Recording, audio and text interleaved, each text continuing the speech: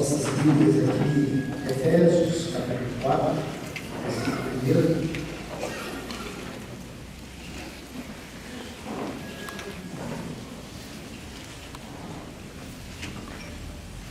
Efésios, capítulo 4, versículo 1.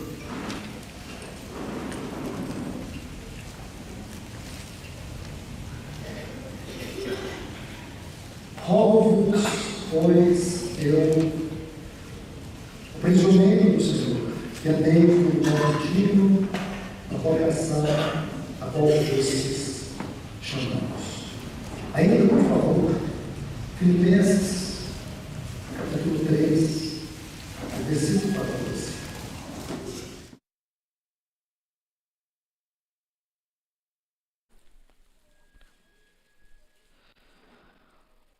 Prossigo para o alvo, para o prêmio da soberana vocação de Deus em Cristo Jesus. E por último, Hebreus capítulo 3, o versículo 1.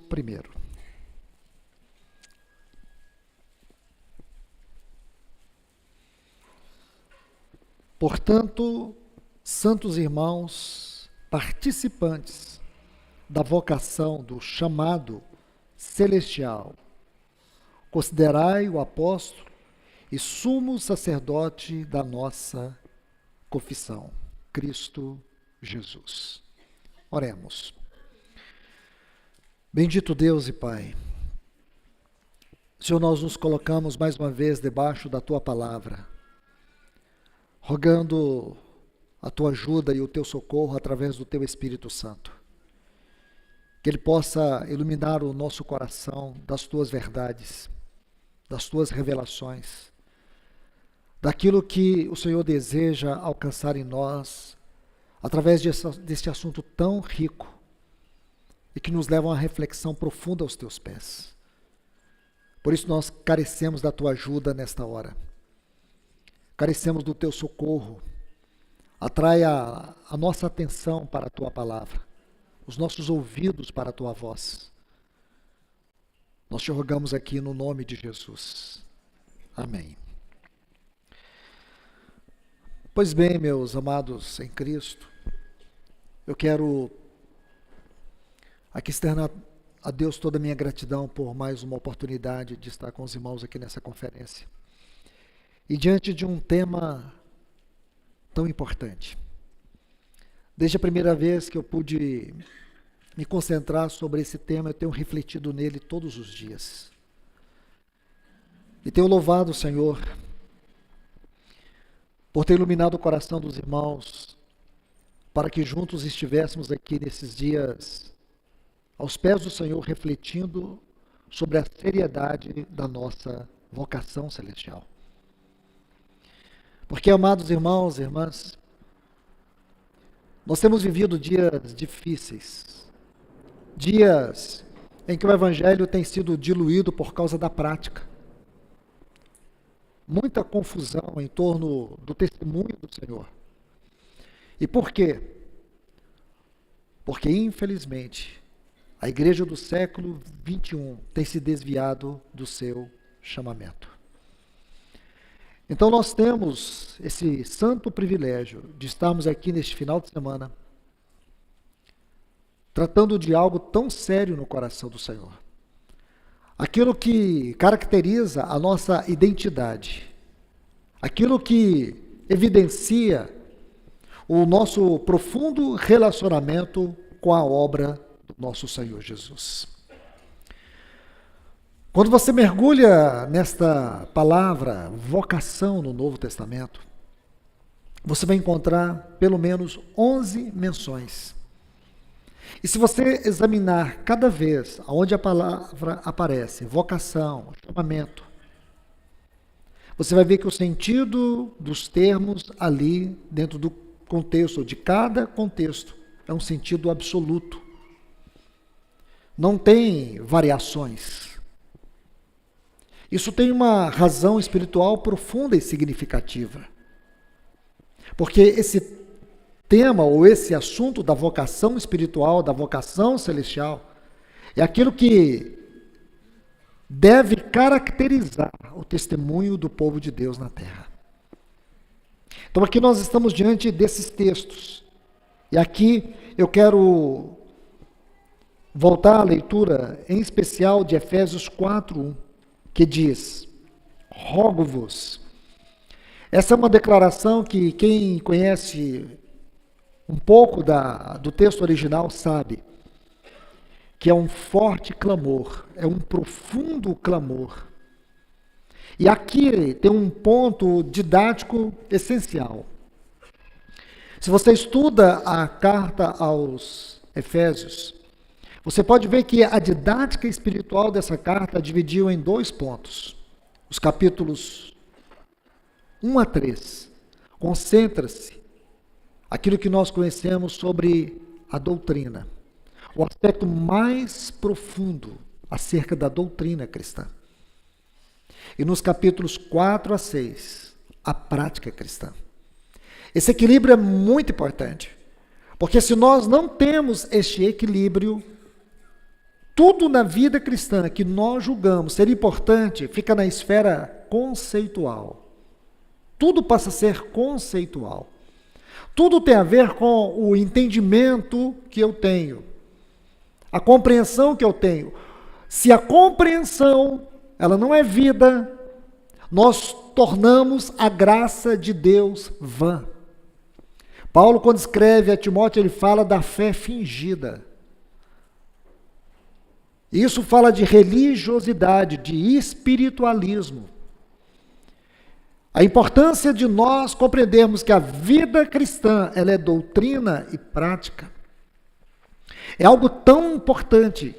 Isso precisa ser recuperado com urgência. Urgência. Porque se há hoje um testemunho tenebroso que desvia do verdadeiro propósito da vida cristã, que se divorcia da obra de Cristo, e a igreja passa a ser uma instituição qualquer. A igreja não é, meus irmãos, uma instituição qualquer, ela é uma entidade celestial. O seu padrão é celestial, a sua visão é celestial, a sua vocação é celestial. Então observe, Paulo diz: rogo-vos, ele clama, como prisioneiro no Senhor, que andeis do modo digno. O que é esse modo digno? Como que nós podemos ver isso de forma doutrinária e prática? No que concerne ao meu encargo, eu quero examinar isso do ponto de vista devocional, tendo como pano de fundo para nossas reflexões aqui, a obra do nosso Senhor Jesus, a sua pessoa e a sua obra. Então eu posso dizer assim, que esse modo digno da vocação celestial se alinha entre a cruz e o trono. A obra da cruz e a obra que ele está hoje realizando no trono. Uma obra que está consumada e uma obra que ele está consumando. E aí nós vamos ver o que Deus nos concedeu de forma graciosa em Cristo Jesus. Então vamos começar a abrir esse assunto lendo um texto que está aqui em 2 Coríntios, capítulo 3, o versículo 3. Vamos começar por aqui. Esse capítulo 3, ele tem um conteúdo muito rico. Se você for estudar toda a realidade contextual desse capítulo, você começa aqui no capítulo 3 e vai terminar aqui na primeira parte do capítulo 5, isto é, capítulo 5, versículo 10. Então, 2 Coríntios, capítulo 3, até 2 Coríntios, capítulo 5, versículo 10, compreende toda uma porção, que eu diria assim, toda uma realidade contextual do assunto que Paulo vai introduzir aqui nesse capítulo 3. Nesse capítulo 3, Paulo vai falar sobre a suficiência da obra de Cristo, que contrasta com a antiga aliança, mostrando que havia uma glória na antiga aliança, porém era uma glória que desvanecia. Então esse contraste é muito importante, porque há muitos pontos que nós devemos considerar nesse capítulo 3. Porque nesse paradoxo, Paulo vai dizer que quando Moisés ele entrava na presença do Senhor, a sua face era tomada pela glória da presença do Senhor, daquela comunhão que ele tinha com o Senhor. E quando ele descia, o povo de Israel não poderia olhar diante da sua face, ele cobria com o véu, por causa da glória da sua face. Então Paulo vai dizer que aquela glória, ela não era uma glória permanente, porém que agora há uma glória permanente. E essa glória, ela não precisa de um véu para cobri-la, porque ela é uma glória interior. Daquela glória do passado, ali no Sinai, o povo se escondia. Essa glória, ela é transformadora. Outrora havia o lugar do culto. Ele era geográfico. Agora não há mais. Porque agora o culto é interior. O culto é a pessoa. O culto não é mais geográfico, ele é relacional. Então é dentro dessa linguagem que nós vamos encontrar aqui no capítulo 3. E essa linguagem, ela vai se expandindo pelo capítulo 4 até o capítulo 5, terminando no versículo 10. É algo muito rico, porém nós não vamos ver tudo isso. Porém, serve para que os irmãos, aí no futuro próximo, quem sabe, na sua leitura devocional, você lembre-se disso. E aí você vai perceber a grandeza da mente do Senhor dentro dessa porção que se inicia no capítulo 3. Eu quero fazer referência aqui ao versículo 3, 2 Coríntios 3, onde diz: estando já manifestos como carta de Cristo. Observe isso, como carta de Cristo. Observe bem, que sois carta de Cristo, expedida por nós, escrita, não com tinta, mas com o Espírito do Deus vivo, não em tábuas de pedra, mas no coração.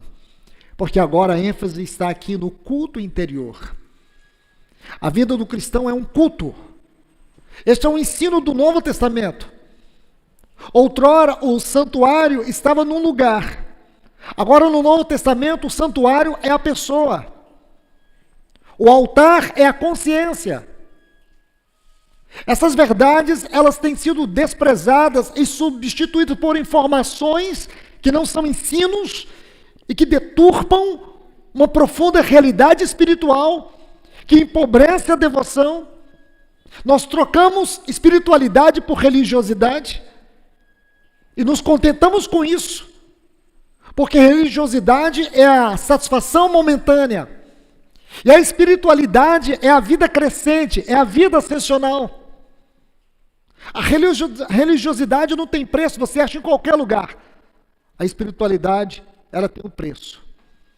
E esse preço está intimamente ligado a tudo aquilo que Cristo realizou por nós. Embora seja de graça, exige de nós uma profunda entrega e um comprometimento diário. Porque essa não é uma vida qualquer. É a vida que nos foi doada através da pessoa do nosso Senhor Jesus. Essa vida não é só para ser contemplada, essa vida é para ser vivida. E essa vida é a essência, é o conteúdo de toda a nossa vocação celestial. Então prestemos atenção aqui, quando Paulo diz que nós somos carta de Cristo. O que quer dizer o cristão ser uma carta? Aqui, se você examina cuidadosamente toda essa realidade contextual, você vai chegar à seguinte conclusão: ser uma carta de Cristo é que eu e você somos um testemunho encarnado da pessoa e da obra de Cristo. É isso que ele está dizendo aqui. Um testemunho encarnado da vida de Cristo. Se examinarmos isso à luz de todo o Novo Testamento, é o que nós vamos encontrar. Veja que no versículo 6, apenas para nossa observação ainda, ele diz assim: o qual nos capacitou como ministros de uma nova aliança. Irmãos, eu temo, porém eu preciso dizer isso para vocês, que talvez seja uma das áreas que nós, na compreensão, no entendimento, na leitura, na devoção, mais temos dificuldade, é quanto ao ensino daquilo que é a nova aliança. Tudo que compreende o conteúdo divino sobre a nova aliança, essa doutrina, que é uma doutrina que molda, que transforma, que nos tira de periferia religiosa e nos eleva a uma vida celestial. A doutrina da nova aliança. Então, o que Paulo está dizendo? Que ser uma carta de Cristo é o testemunho encarnado daquilo que é a nova aliança. É o que nós carregamos dentro de nós. É o que precisa ser evidenciado na nossa vida. Olhe para isso. Ministros da nova aliança. Então ele vai dizer justamente isso, que a igreja é uma carta viva, um testemunho encarnado da presença e da obra de Cristo na terra. E que essa carta ela não foi escrita de maneira qualquer, e nem em qualquer lugar. Ela foi escrita pelo Espírito de Deus. Não em pedras, mas no nosso coração. Está gravado aí, no âmago do nosso ser. Nós, os redimidos, nós, os que nascemos de novo, nós que nos revestimos de Cristo. Isso aqui não é conceito, irmãos. Isso não é conceito, irmãs. Isso tem que ser uma realidade de vida. Isso tem que ser a característica de um homem transformado. Transformação é a característica da nova aliança, daquilo que nós temos escrito dentro de nós. Jeremias 31, 33. Era uma profecia sobre a nova aliança. Diz que Deus faria conosco uma nova aliança, e Ele fez. Ele escreveria no nosso coração. E o que está escrito nesse coração novo, transformado, é que Ele seria o nosso Deus. Nós seríamos o seu povo. Não haveria necessidade de que ninguém ensinasse para nós o Senhor, porque todos nós o conheceríamos. Essa frase, isso se repete em Hebreus 8. E quando você estuda a Epístola aos Hebreus, você vai ver que esta é a essência da exposição no que concerne a vida prática da Epístola aos Hebreus. Porque essa epístola é um chamado para que nós possamos compreender o que é a nossa vocação cristã. Amados irmãos e irmãs, vamos entender a doutrina e a prática, tendo como base a obra expiatória de Cristo. Vamos mergulhar um pouco nisso, doutrina e prática. Isto é, o que cremos sobre o que Cristo fez, sua encarnação, sua crucificação e sua morte. Mas não é só o que cremos, é o que vivemos. Não é só doutrina, é prática. Não é só você professar que Jesus morreu por você e perdoou os seus pecados. Porque aqui, no que concerne a doutrina da nossa vocação, não é só compreensão, é experiência. A obra de Cristo, ela não apenas operou o perdão, a justificação, o que nós chamamos de conversão. Ela opera a santificação. Mas há algo que você e eu precisamos entender, que isso aqui são movimentos dentro da nossa vida interior. Isso requer da minha vida um testemunho. Porque nós vivemos numa era em que não se fala mais de pecado, se fala de problema. Nós vivemos numa era em que não se exige santificação, mas que você tenha boa conduta. Nós vivemos uma era onde movimentos espirituais de um testemunho de vida não é algo apreciado. É importante você ser uma pessoa próspera, invista no seu casamento, trabalhe muito, ganhe dinheiro, desfrute a vida. Isso aí os epicureus faziam no tempo da igreja primitiva. Comamos e bebamos que amanhã morreremos. Vida cristã é a vida num plano mais alto. Vamos examinar a doutrina e a prática da obra, tendo como fundamento aqui da nossa exposição do ensino, não só o que cremos sobre o sacrifício de Cristo, mas a verdade que molda a minha vida. Isso é a prática. É o quanto a obra de Cristo, na prática da minha vida, molda o meu pensar, o meu falar, o meu viver. Porque aqui nós vemos duas advertências. Se nós não entendemos a doutrina e a prática da vida cristã, eu quero aqui chamar a atenção de vocês para duas advertências. Se nós reduzirmos a obra da cruz em uma teoria, caímos em um cristianismo frio, vazio, que se tornará formalismo. Formalismo espiritualista, formalismo religioso. Se nós reduzirmos a prática cristã sem um fundamento doutrinário, sem um testemunho vivo, fundamentado na pessoa e obra de Cristo, nós cairemos no ativismo vazio. Esse ativismo vazio, sem a raiz da graça, produzirá sensacionalismo. Então nós podemos cair em dois extremos: formalismo ou sensacionalismo.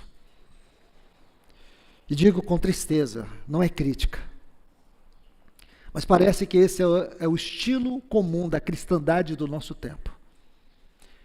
Isso não é vocação celestial, porque a Bíblia, ela une as duas coisas: o que Cristo fez por nós, o que Cristo fez por nós, e agora como devemos viver de acordo com o padrão da sua obra. Como nós devemos viver de acordo com a obra de Cristo Jesus. Deixe-me colocar isso em dois textos. Vamos olhar primeiro, doutrina. Vou pegar um texto aqui, 1 Coríntios, capítulo 15, e o versículo 3. 1 Coríntios, o capítulo 15, e o versículo 3. Paulo diz assim: Cristo morreu pelos nossos pecados. Está aí na parte B. Porque, em primeiro lugar, transmitivos o que recebi. Cristo morreu por nossos pecados, conforme as Escrituras. Isso é um fato absoluto. E aqui nós incluímos tudo que compreende a doutrina da expiação. Tudo. Essa doutrina que compreende a nossa salvação em Cristo Jesus. Mas agora vamos à prática disso. Ainda, mais um texto, 2 Coríntios, capítulo 5.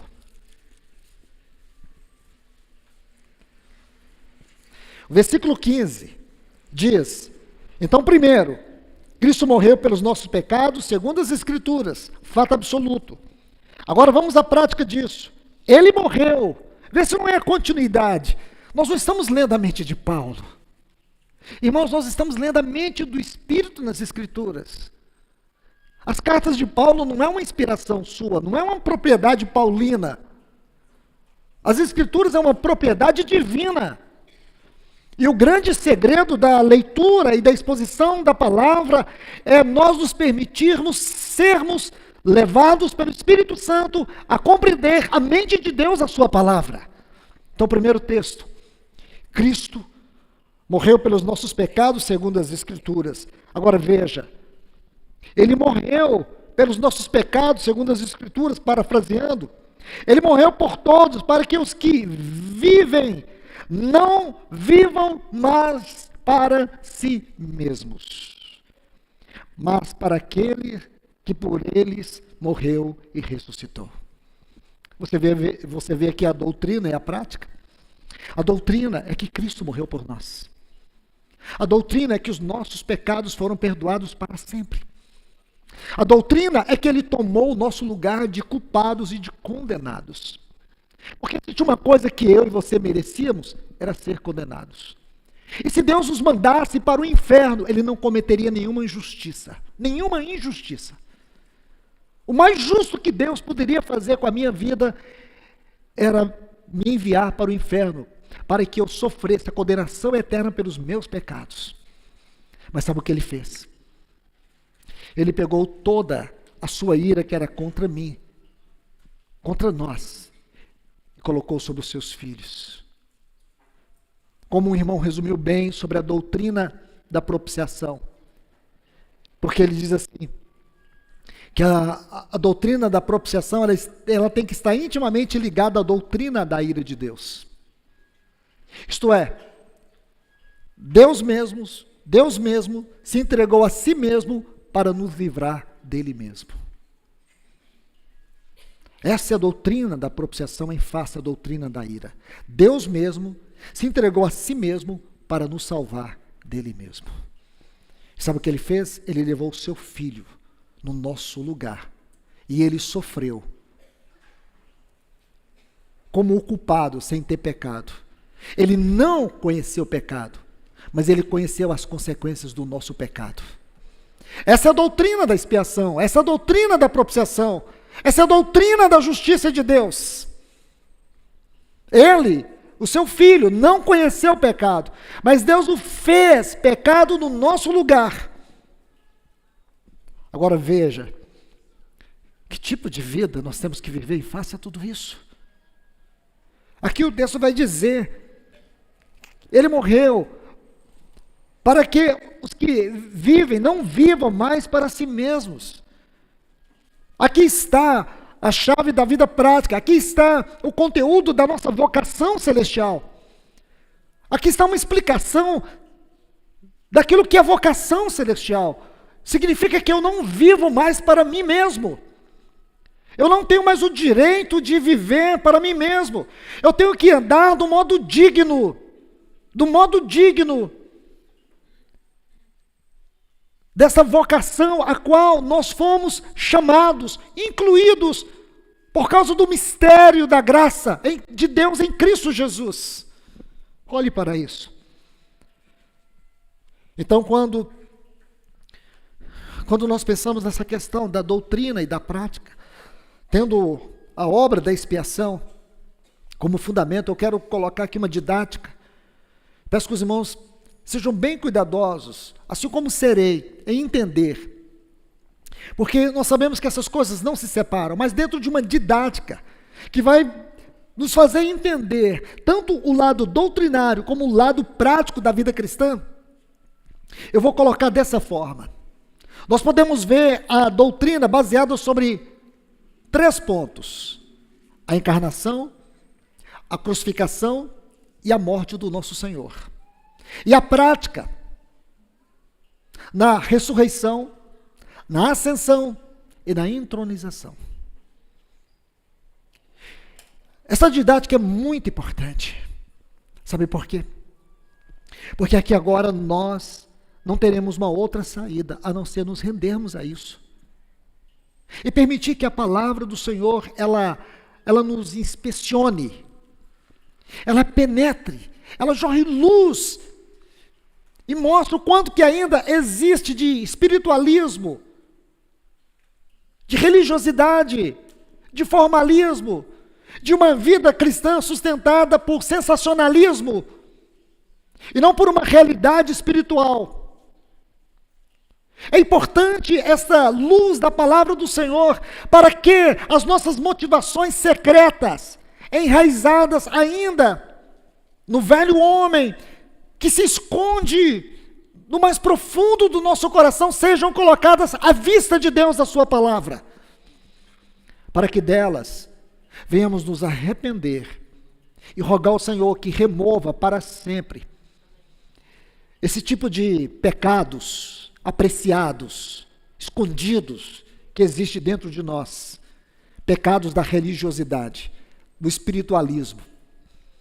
E aí está, quando nós vamos examinando tudo isso, nós vamos vendo essa importância de entender a doutrina baseada na encarnação, na crucificação e na morte de Cristo, e a prática baseada na ressurreição, na ascensão e na entronização. A Epístola aos Hebreus vai nos ajudar a entender isso. Isso é desafiador para nós. Então, a doutrina, vamos lá, a encarnação, crucificação e morte. Nós temos aqui a expiação do nosso Senhor. Deixe-me colocar um texto para abrilhantar esse ponto. Primeira Epístola de João, o capítulo 4.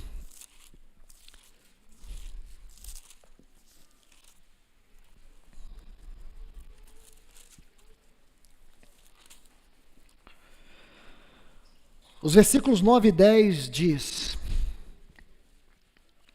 nisso mostrou-se o amor de Deus para conosco. Essa é a doutrina. Deus enviou seu Filho unigênito ao mundo. Para quê, irmãos? Para que vivamos. Para que temos vida prática. Para que vivamos por meio dele. 1 João, capítulo 4, versículo 9. Agora veja o versículo 10. Nisso consiste o amor, não em que tenhamos amado a Deus, mas em que Ele nos amou e enviou seu Filho como propiciação por nossos pecados. Propiciação. Agora vamos à prática, e é aqui que eu quero me deter. Hebreus capítulo 4 e o versículo 14. Então vamos à prática desse ensino. Está assim o texto de Hebreus 4,14. Tendo, essa é uma palavra muito importante da Epístola aos Hebreus, porque fala de uma posse segura. Tendo, pois, a Jesus, o Filho de Deus, como grande sumo sacerdote que penetrou os céus. Preste atenção nessa frase, que ela é muito importante, e é sobre ela que nós vamos nos debruçar. Conservemos firme a nossa confissão. Tendo, isso aqui está falando do outro lado. Ele se tornou este sumo sacerdote segundo a ordem de Melquisedeque após a sua ressurreição, ascensão e entronização. Este é o assunto chave da Epístola aos Hebreus. Agora, irmãos, irmãs, preste atenção aqui nessa palavrinha, conservemos. Significa segurar com firmeza, reter, segurar firme. É interessante que esta palavra aqui, ela tem um aspecto muito importante. É você agarrar algo, mesmo que você esteja sob pressão. Você tem que agarrar, não soltar. Se você compreende o contexto histórico da Epístola aos Hebreus, vai te fazer compreender não só esse termo, mas muitos outros termos dessa epístola. Alguns que são exclusivos nessa epístola. Quando você estuda a história dos cristãos, os quais receberam essa carta, eles viviam debaixo de pressões, perseguições, aflições, tribulações. A vida cristã não era nada fácil para eles. Muitos estavam sendo torturados. Muitos daqueles instrumentos que Deus tinha colocado como ovelhas de frente estavam presos, condenados à morte. Por outro lado, em Jerusalém, a religiosidade judaica funcionava. Por isso que essa carta, em muitos pontos, e você pode perceber isso em vários capítulos, capítulo 9, capítulo 10, o argumento do escritor dessa epístola é fazer um paradoxo entre os sacrifícios da velha aliança e a obra de Cristo na nova aliança. Essa linguagem ela é proposital por causa desse contexto. Porque se por um lado os cristãos sofriam por causa da vida cristã, por causa da vocação celestial, Por outro lado, o judaísmo, que muitos tinham como a raiz da fé, o culto funcionava em Jerusalém com toda normalidade. Parecia que estava dando tudo certo em Jerusalém. Porém, aqueles que saíram do judaísmo e que agora viviam o testemunho da igreja do Senhor na terra, para eles a vida não era fácil. Eles estavam debaixo de pressões. Eles não tinham nenhum conforto. Então, quando você entende esse contexto, você percebe a linguagem de Hebreus. Segure, não solte, se firme nisso. É o que está escrito aqui. Conservemos, agarre e não solte. Conservemos firmes a nossa confissão. O que é essa confissão? O texto grego aqui fala de duas coisas. O ato público de confessar algo e o conteúdo daquilo que é confessado. Então, como que nós podemos chegar à mente do autor sobre esse termo, quando você estuda o contexto? Porque há muitas sutilezas dos vocábulos originais. E uma das armas da hermenêutica para examinar vocábulos é estudá-lo dentro do contexto. Se você não encontrar ele dentro do contexto, então veja o princípio doutrinário da palavra. Então não tem nenhuma dificuldade. Porém, quando você olha aqui, confissão, o conteúdo imediato, indicado, está no versículo 14 aqui mesmo, onde diz: Jesus, o Filho de Deus, o grande sumo sacerdote. Olha o que ele diz. Jesus, essa é a confissão. Olhe com muito cuidado. Ele diz assim: Jesus, o Filho de Deus, guardemos firme a nossa confissão, porque não temos um sumo sacerdote que não possa compadecer-se das nossas fraquezas. Porém, que em tudo foi tentado a nossa semelhança, mas sem pecado. Aqui está a nossa confissão. Aí ele diz assim, porque é prático. Isso não é conceitual, irmãos. Ele não está dizendo para você ter um conceito, ele está dizendo para você ter uma confissão. Ele está dizendo para você ter um testemunho. Esse testemunho não tem a ver com uma declaração pública, mas com um conteúdo. Só que quando você examina os textos, os próprios textos impedem que nós tenhamos uma visão conceitual do assunto. Aqui é vocação. Aí ele diz: aproximemo-nos confiadamente ao trono da graça. Aí está aquilo que Jeremias diz, no capítulo 17, o versículo 12, Jeremias 17, 12, trono de glória, exaltado acima dos céus, é o lugar do vosso santuário. Irmãos, a vida cristã não é religião. A vida cristã não é meras informações lindas. A vida cristã não são histórias emocionais, sensacionais. A vida cristã é viver prático, é identidade. Olhe bem, olhe para isso. Ele diz assim: aproximemo-nos com sincero coração aqui, pois ele diz que nós devemos ir com o coração cheio de verdade, sinceridade. Isso está em Hebreus 10, 22. Que nós vamos examinar à luz disso aqui. Aproximemo-nos com o coração rasgado, transpassado por essas verdades. Aproximemo-nos, entremos. Aqui ele usa uma palavra confiadamente, que é a mesma palavra que ele vai usar no versículo 19 do capítulo 10, intrepidez, ousadia. Aonde ficou a nossa ousadia, irmãos? Aonde? Aonde está a ousadia da sua vida cristã? Aonde está a ousadia da sua fé?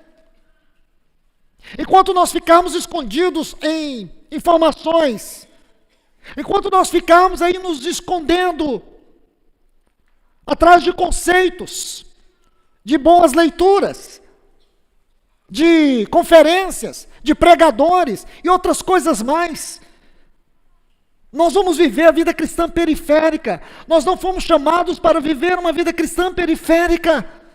Nós somos chamados para entrar. Nós somos chamados para desfrutar. Nós somos chamados para participar. Nós somos chamados para viver.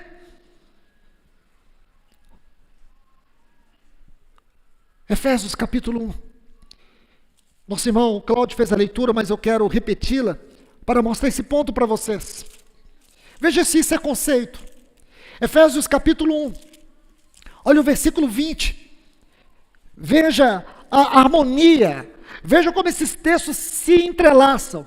Veja como eles conversam entre si. Olha o que diz. O qual exerceu em Cristo, ressuscitando dentre os mortos, fazendo assentar-se à sua direita nos lugares celestiais. Efésios 1, 20 está dizendo que Deus, Ele ressuscitou a Cristo e o fez assentar nos lugares celestiais. Agora veja, Efésios 2, 6. Diz assim, e juntamente com Ele, irmãos, sinceramente, vamos voltar aqui naquilo que eu disse, de nós lermos a Bíblia tocando a mente do Espírito e não a mente de Paulo. Porque a mente de Paulo está tomada sim pela mente do Espírito. Era isso exatamente que ele queria dizer, é o que está na mente de Deus, e não na sua própria mente. Não é a sua inspiração. É a inspiração do Espírito no seu coração. Agora olha o que ele diz. Eu quero que você observe isso com todo cuidado. E juntamente com Ele, nos ressuscitou e nos fez sentar nos lugares celestiais em Cristo Jesus. Talvez essa última frase aí na sua Bíblia está com Cristo, não é com Cristo, no texto original é em Cristo. E essas duas partículas aí, elas não foram colocadas de maneira qualquer. Existe uma tônica divina aqui.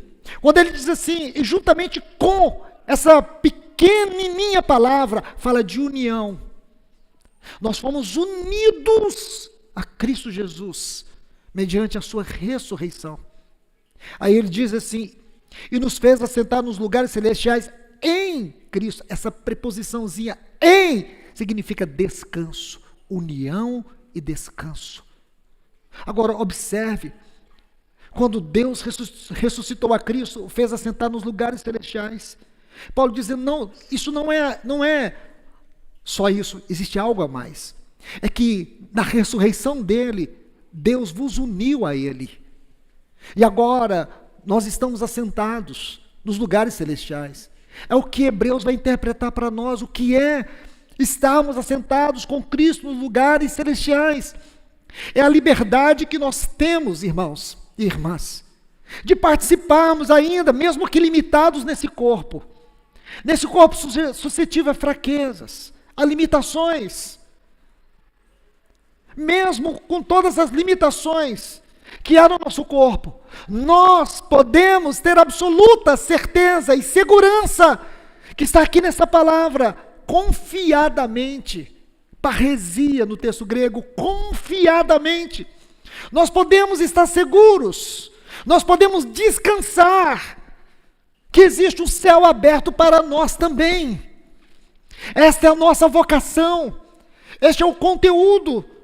É sobre isso que nós confessamos, é que Ele, o nosso Salvador, na sua ressurreição, Ele assume um lugar único de ser o nosso sumo sacerdote, aquele que abriu para nós. Hebreus 6:20 diz assim, que Ele entrou por nós, Ele entrou por nós, e nos abriu um caminho. Isso é para ser contemplado, isso é simplesmente conceito. Não, isso é vida cristã, isso é vocação celestial. Se nós não temos uma vocação celestial, nós não podemos ter uma visão celestial, porque essas duas coisas são inseparáveis. Vocação celestial, visão celestial. Você consegue ver? Olhe para isso. Conservemos firme a nossa confissão. Então nós temos aqui a ortodoxia,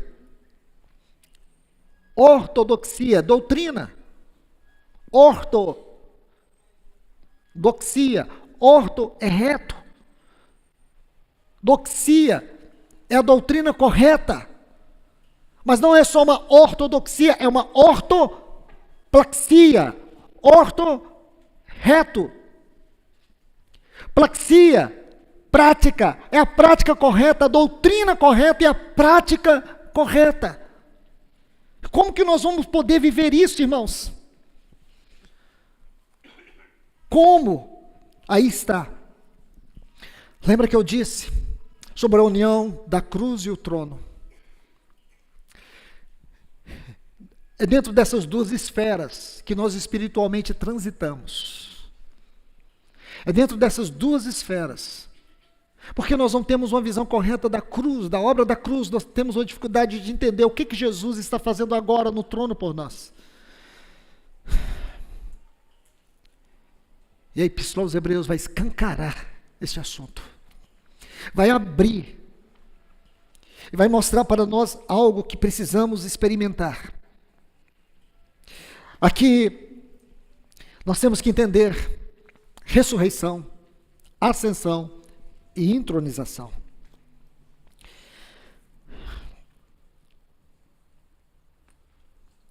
Nos poucos minutos eu quero concluir sobre isso. Primeiro, ressurreição. Vamos ler 1 Pedro, o capítulo 1 e o versículo 3.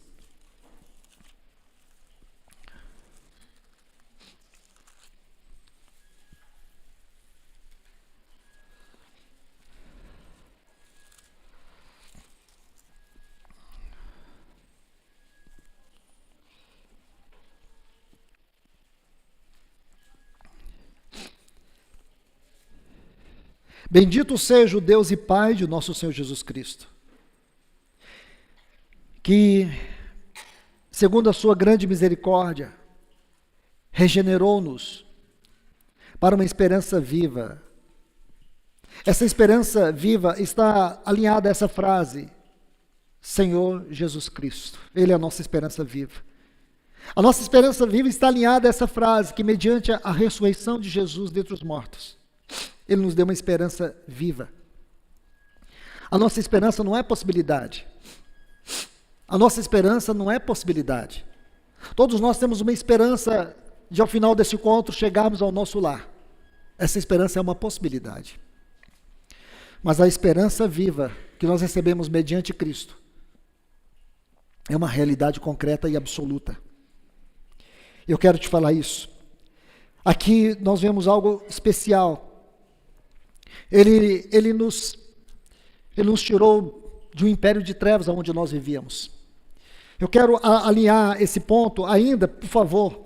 Vamos voltar aqui para vermos realmente da onde foi que ele nos tirou. Como que era esse império de trevas que Paulo diz lá em Colossenses 1,13?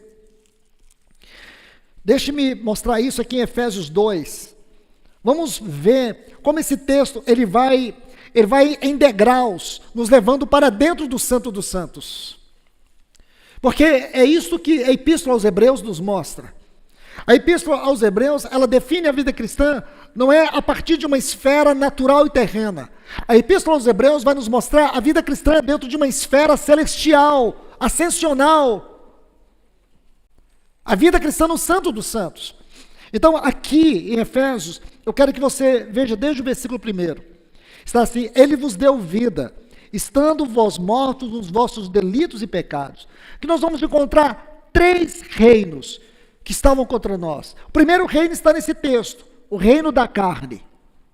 Nós estávamos mortos no reino da carne, em delitos e pecados. Ele diz: nos quais andastes outrora, segundo o curso deste mundo. Esse é um outro reino. Havia um reino dentro de nós, que era o reino da carne, delitos e pecados. Mas havia um reino em torno de nós, que está aí, é o mundo. Você está vendo? O curso deste mundo é um reino em torno de nós. Segundo o príncipe da potestade do ar, que atua nos filhos da desobediência, um reino acima de nós. Como que era o nosso estado? Nosso estado era esse. Nós estávamos mortos, entregues a 3 reinos. Um reino dentro de nós, a carne. Um reino fora de nós, o mundo. E um reino acima de nós, principados e potestades das trevas. Irmãos. Mas olha o versículo 4. Começa assim, mas Deus. Que texto. Esse texto muda tudo. É quando a luz incide sobre as trevas. Mas Deus, sendo rico em misericórdia, por causa do grande amor com que nos amou, estando nós mortos em 3 reinos, mortos subjugados em 3 reinos, mortos cativos em 3 reinos, o reino do pecado dentro de nós, o reino do mundo em torno de nós, o reino das trevas acima de nós, diz assim, nos deu vida juntamente com Cristo, e juntamente com Cristo nos ressuscitou, e nos fez assentar nos lugares celestiais em Cristo Jesus. Se esses 3 reinos eram uma experiência viva para nós, os lugares celestiais também tem que ser agora uma experiência real para nós. Sabe o que te impede de viver isso? Vou repetir. Religiosidade. Compreensão religiosa. Vida religiosa. Vida cheia de formalismo, sensacionalismo. Mas olha a riqueza. Esta é a doutrina da sua ascensão. Agora, veja, mais um texto, que eles vão se entrelaçar, eles vão se ligar, eles vão se unir, e nessa união, nesse entrelaço, ele se amplia diante de nós. Colossenses, capítulo 3. Veja como Colossenses, capítulo 3, vai dar continuidade em Efésios, capítulo 2, que é a continuidade de Efésios 1:6. Então agora Efésios 2, 1:20. Agora Efésios 2:6 é a continuidade de Efésios 1:20. Colossenses, capítulo 3, é a continuidade desses 2 textos. Aqui nós encontramos na mente do Senhor. Versículos 1-5 diz, portanto, se fostes ressuscitados, se nós estamos nos lugares celestiais em Cristo Jesus, buscai as coisas do alto. Buscai as coisas do alto. Aproxime, entre, onde Cristo vive, assentado à direita de Deus. Pensai, nossos pensamentos precisam ter um padrão celestial.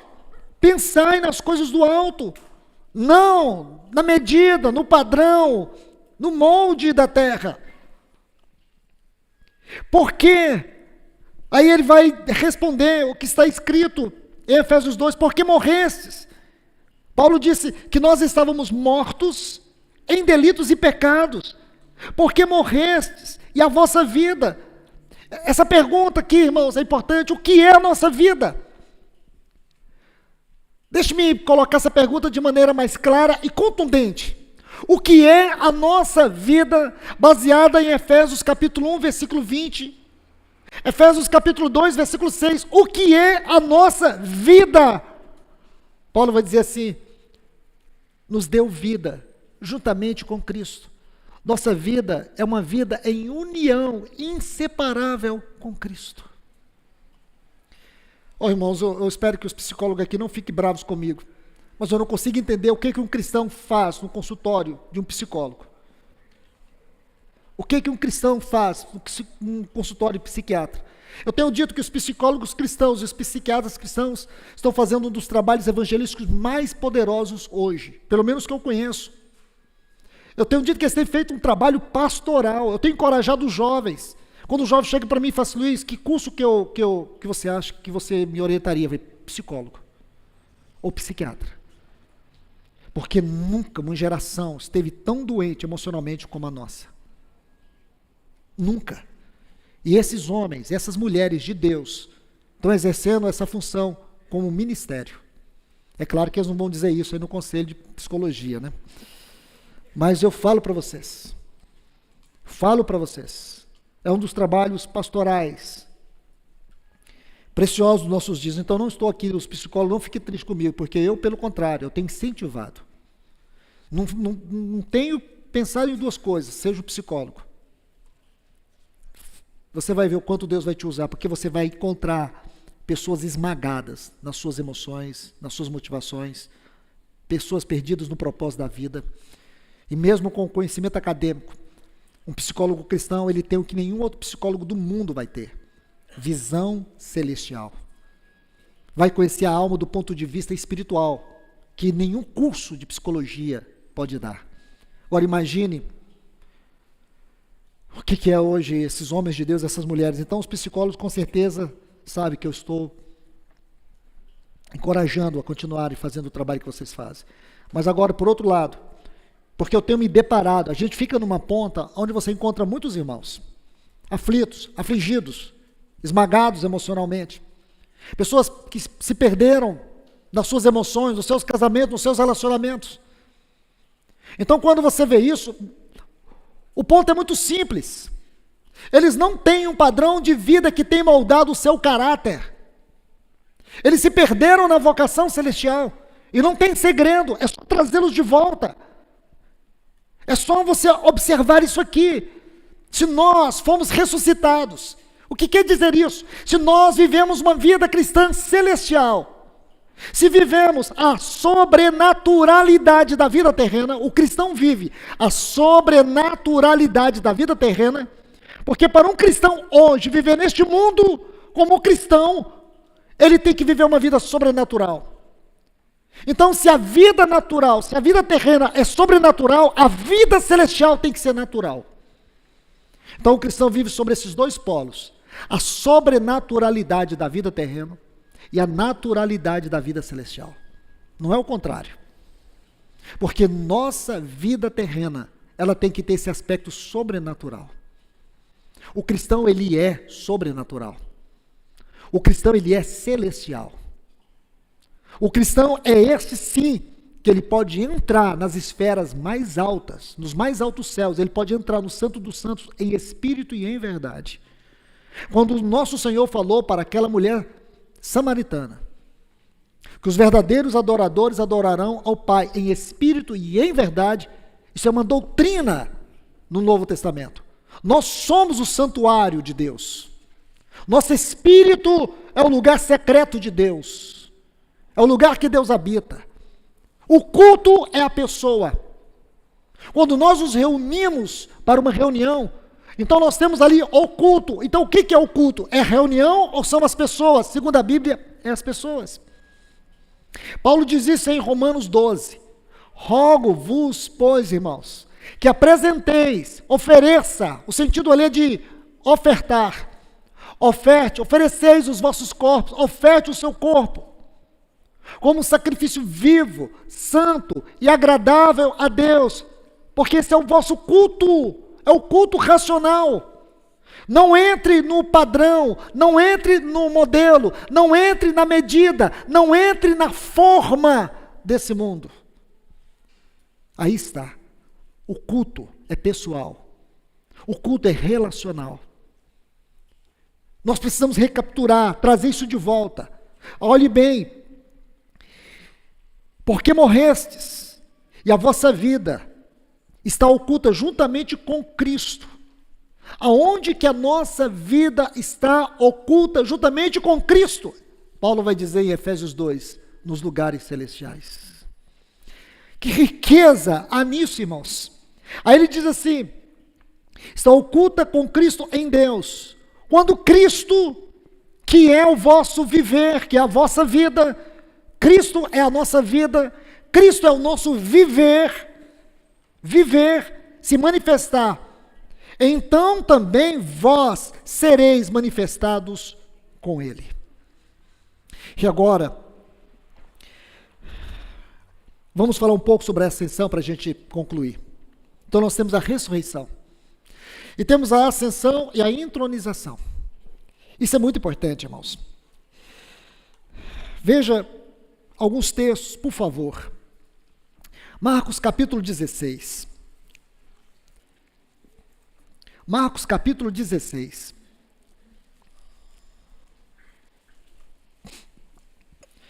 O versículo 19.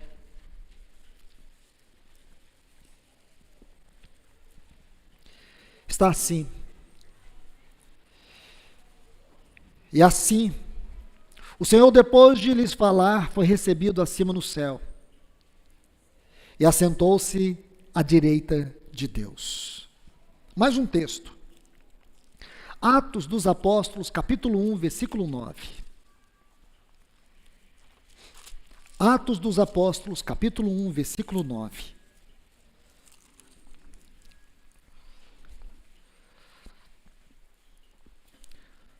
Havendo dito essas palavras, vendo-o eles, foi levado a uma nuvem.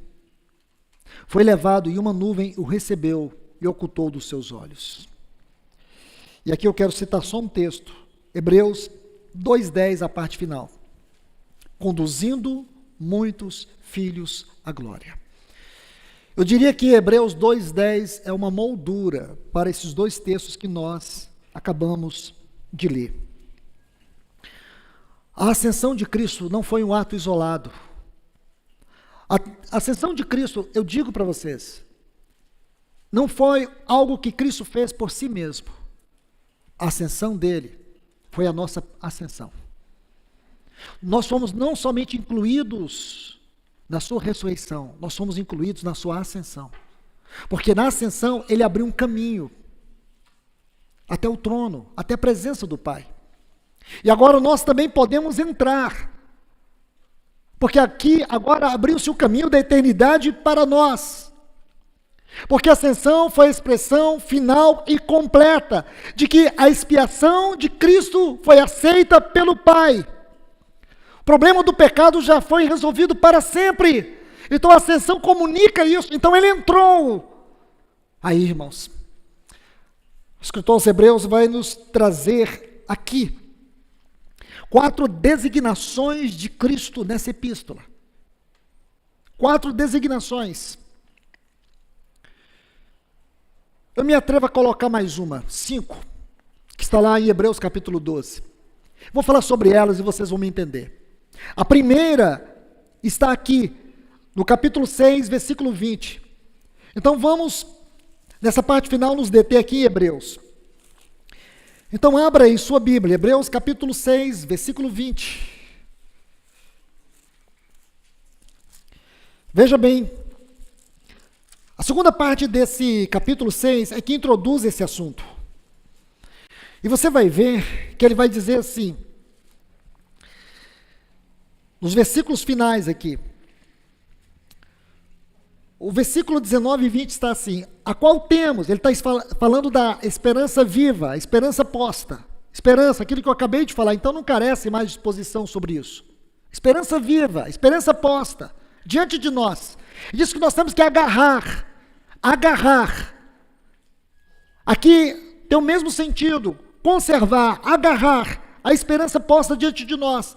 Ele vai dizer que essa esperança é como uma âncora em nossa alma, segura e firme, que penetra o interior do véu. É outra forma de dizer, o lugar santíssimo da presença de Deus.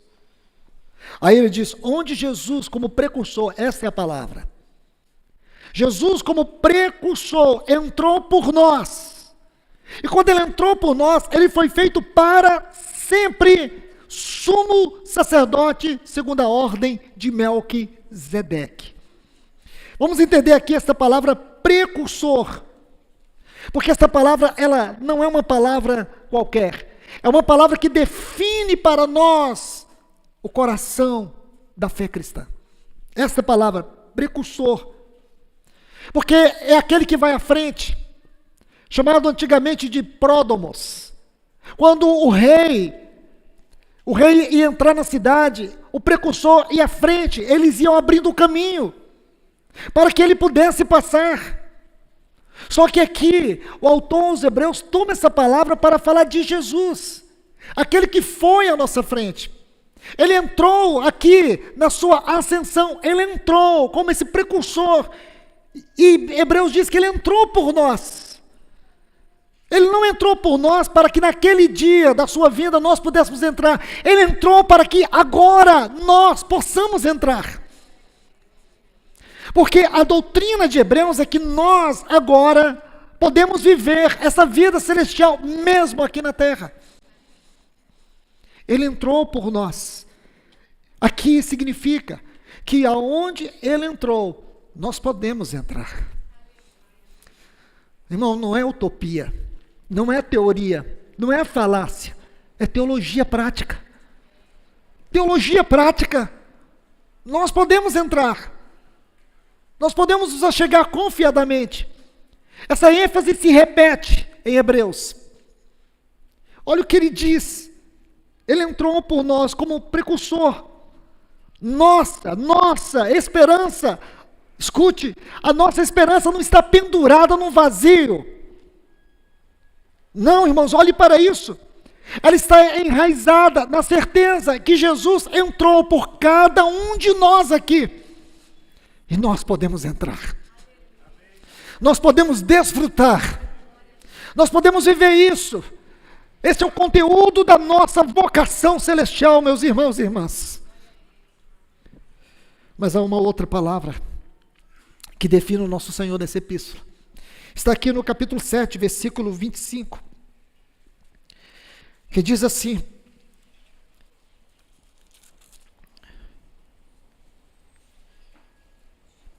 por isso também pode salvar. Por isso também Ele pode salvar totalmente, corpo, alma e espírito. Ele pode salvar totalmente. Ele pode salvar aquilo que os pais capadócios diziam. Ele pode salvar aquilo que Ele assumiu. Corpo, alma e espírito. Ele pode salvar totalmente os que por meio dele se aproximam de Deus, vivendo sempre para interceder por eles. Aqui ele tem uma outra palavra para o nosso Senhor: intercessor. Cristo não apenas morreu por nós, Ele hoje vive, agora, por nós, para sustentar a nossa fé. Irmãos, do que dependesse de nós, se fosse 1%, a gente não conseguiria. Mas Ele está lá por nós, como intercessor. Ele está lá rogando por nós. Você quer saber qual é a natureza dessa intercessão? Você tem uma curiosidade de entender a natureza da intercessão do Senhor? Eu vou te dar algo. É só você pegar a oração dele no Getsêmani, somar com a oração dele no cenáculo. Ou vamos fazer na ordem cronológica. Pegar a oração dele no cenáculo em João 17, aquela oração. Depois some-se essa oração, a oração do Getsêmani, que enquanto ele orava, o seu suor ia caindo em terra em gotas de sangue.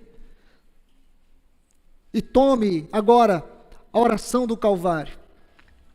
A primeira oração, quando ele diz: Pai, perdoa-lhes. Some tudo isso. Você vai ter uma ideia da natureza da oração que ele está fazendo por nós, na presença do Pai.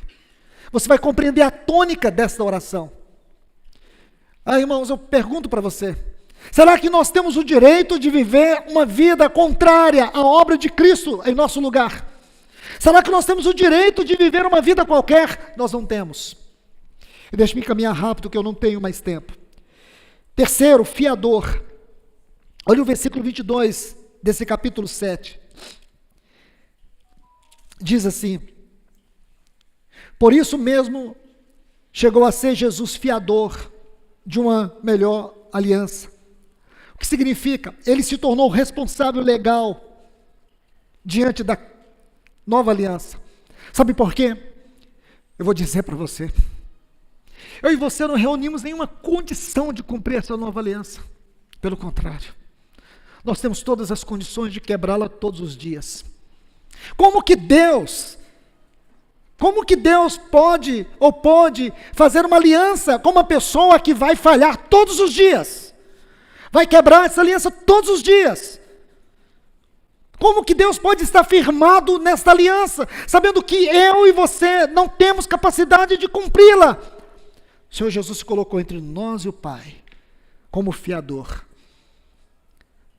Não é confiado em nós, é confiado nele. Que Deus diz: eu serei o vosso Deus. Eu vou escrever minhas leis no vosso coração. Vocês me conhecerão. Eu vou me revelar a vocês.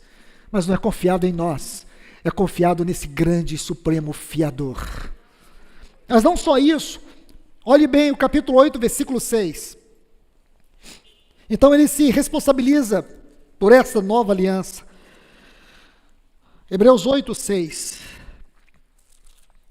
diz assim: mas agora obteve ministério mais excelente, tanto quanto é mediador de uma aliança melhor, estabelecido sob promessas superiores. Então ele é o mediador. O que é o mediador? É aquele que fica entre as duas partes. Irmãos, escute, ele é o mediador. Ele foi aquele que não somente se colocou entre Deus e nós como fiador, mas também como mediador. Como fiador, ele assume a responsabilidade legal da aliança, do cumprimento dela. Nós podemos não cumprir, mas ele cumpriu. Mas aí entra o outro lado. Ele não é só o fiador, ele é o mediador. Olhe para isso, que coisa linda. Ele nos representa. Porque Cristo é onde nós e o Pai nos encontramos. Cristo é o lugar onde eu e você nos encontramos com Deus. Aí por último, Hebreus 12:2, ele é o autor e consumador da nossa fé. Irmãos, como que pessoas mortas em delitos e pecados poderiam crer? Como? Nós não tínhamos condições de crer. Mas ele nos deu a fé, ele é o autor da nossa fé. Ele é o autor e é o consumador dela. A nossa fé tem raiz nele. Ele é o autor. Ele é o autor da fé, ele é o autor da graça. É isso que você tem que entender. Então, esta é a exposição daquilo que é vocação celestial. Esse é o conteúdo da nossa vocação. Eu pergunto para você, e que essa pergunta possa te transpassar. Que tipo de vida você tem vivido diante da luz da exposição da pessoa e obra de Cristo? O que é a vida cristã para você? Então, irmãos e irmãs, que Deus nos ajude. Que o Senhor nos ajude. Que o Senhor possa ganhar o nosso coração. Que possamos viver uma vida caracterizada por essa esfera, por essa realidade, por esse conteúdo celestial. Não olhe para você. Enquanto você estiver olhando para você, sua vocação não está baseada no que você faz. Está baseado naquilo que Cristo fez. A vocação celestial exige um relacionamento íntimo com Ele. Que o Senhor nos ajude. Que o Senhor continue falando a todos nós. Vamos orar. Bendito Deus e Pai. Senhor, nós clamamos a Ti. Clamamos a Tua ajuda, Teu socorro. Para que essa palavra não fique apenas na esfera da nossa mente, mas que ela penetre para dentro do nosso espírito, na nossa consciência. Nos ajude, Senhor. Nós precisamos da vida, mas também da luz desta palavra. Senhor, vem, sonda o nosso coração com esta palavra.